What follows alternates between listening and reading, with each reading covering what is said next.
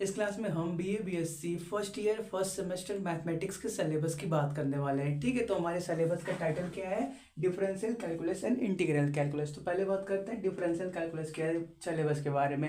तो देखो, differential calculus के अंदर 4 यूनिट दिए गए हैं और 4 यूनिट को 16 चैप्टर्स के अंदर डिवाइड किया गया है। ठीक है, आप यूनिवर्सिटी के पेज पे देखोगे तो आपको यूनिट के हिसाब से मिलेगा, लेकिन आप किसी भी बुक में देखोगे तो आपको चैप्टर के हिसाब से मिलेगा। ठीक है, तो चलिए स्टार्ट करते हैं। पहला यूनिट क्या है? पहला यूनिट के अंदर हमको introduction to Indian mathematics and mathematicians देखना है। मतलब क्या, जो पुराने टाइम की इंडियन मैथमेटिक्स थी और जो मैथमेटिशियन थे उनके बारे में देखना है। इससे क्वेश्चन ना के बराबर ही पूछे जाते हैं। इंटरनल एग्जाम में पूछे जा सकते हैं, मतलब, लेकिन यूनिवर्सिटी एग्जाम में एक आध दो कभी कभार आ जाता है, नहीं तो आता भी नहीं है। ठीक है, सेकंड क्या है हमारे पास? सीक्वेंस है। फिर क्या हमको मिलेगा? इनफाइनाइट सीरीज मिलेगा। ठीक है, ये दोनों चैप्टर साथ ही काउंट किया जाता है, मतलब ये वाला इसका वेटेज कम है ना, तो इसको भी साथ में काउंट कर लिया जाता है। फिर देखो, सेकंड यूनिट में आपको मिलेगा लिमिट, कंटिन्यूटी, डिफरेंशियबिलिटी। ठीक है, थर्ड यूनिट में जाओगे तो आपको more about differentiability, differentiation, successive differentiation, expansion of function, और नीचे देखो इनडिटर्मिनेट फॉर्म मिलेगा और पार्शियल डिफरेंशिएशन मिलेंगे। ठीक है, तो इतना हो गया 3 यूनिट के बाद। ठीक है,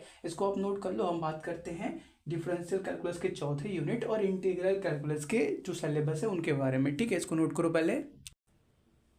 तो कंटिन्यू करते हैं। लास्ट यूनिट में क्या पढ़ना है हमको? Tangent and normal, curvature, involute, evolute and evolutes, asymptote पढ़ना है, फिर कर्वेटेशन पढ़ना है। ठीक है, तो ये हो गया हमारे पास डिफरेंशियल कैलकुलस के टोटल चैप्टर्स के बाद। ठीक है, अब बात करते हैं इंटीग्रल कैलकुलस के बारे में। तो देखो, अगर आप मार्केट में देखते हो तो पब्लिकेशन ने डिफरेंशियल कैलकुलस और इंटीग्रल कैलकुलस को दो अलग अलग बुक में डिवाइड कर दिया है। एक बुक आप देखोगे डिफरेंशियल कैलकुलस के नाम से अवेलेबल है और एक इंटीग्रल कैलकुलस के नाम से, या हो सकता है किसी पब्लिकेशन ने कंबाइन करके बनाया हो, तो उसके बारे में हमको आइडिया नहीं, लेकिन हमारे साइड में जो बुक दिख रहा है वो अलग अलग यूनिट में है। ठीक है, ये अलग बुक मिलेगा, ये अलग बुक मिलेगा। ठीक है, लेकिन रहेगा वही। ठीक है, दोनों इसी के अंडर में आएंगे, एग्जाम में क्वेश्चन दोनों से पूछे जाएंगे। ठीक है, तो ये पहला पार्ट नोट कर लो। हम बात करते हैं इंटीग्रल कैलकुलस के बारे में।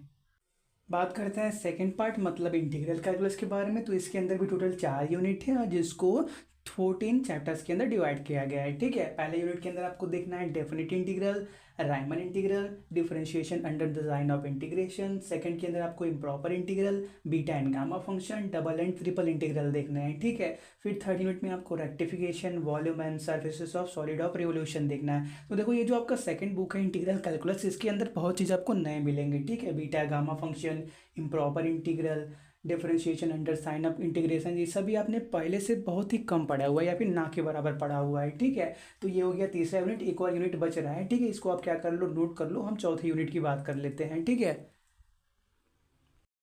तो कंटिन्यू करते हैं। लास्ट यूनिट में आपको क्या मिलेगा? Differentiation of vectors, gradient, divergence and curl, integration of vectors, line integral, green, Gauss and strokes theorem. ठीक है, तो देखो, ये जो आपका लास्ट यूनिट है ये आपका फर्स्ट सेमेस्टर के मैथमेटिकल सिलेबस से मैच करता है। फिजिक्स के अंदर 2 पार्ट है। एक पार्ट हमारे पास मैथमेटिकल फिजिक्स है, जिसके अंदर ये सभी टॉपिक आपने पढ़ा होगा या पढ़ने वाले आप इस साल हो। ठीक है, तो अगर आप इसको पढ़ लो या उस वाले फिजिक्स वाले पोर्शन को पढ़ लो, आपका क्लियर हो जाएगा। ठीक है, तो ये आपके पास एक प्लस पॉइंट है कि आपके पास एक यूनिट कम है, मतलब टोटल 4 और 4 8 हो रहे थे, लेकिन आपको 7 यूनिट नए पढ़ने हैं। एक यूनिट तो आपने पढ़ रखा है, मतलब आप साइंस के अंदर पढ़ रहे हो तो यहाँ पे स्किप कर सकते हो आप। ठीक है, लेकिन अगर आपको वहाँ पे स्किप करना है तो यहाँ पे पढ़ना पड़ेगा। ठीक है, चलिए आप क्या कर लो, इसी सिलेबस को नोट कर लो।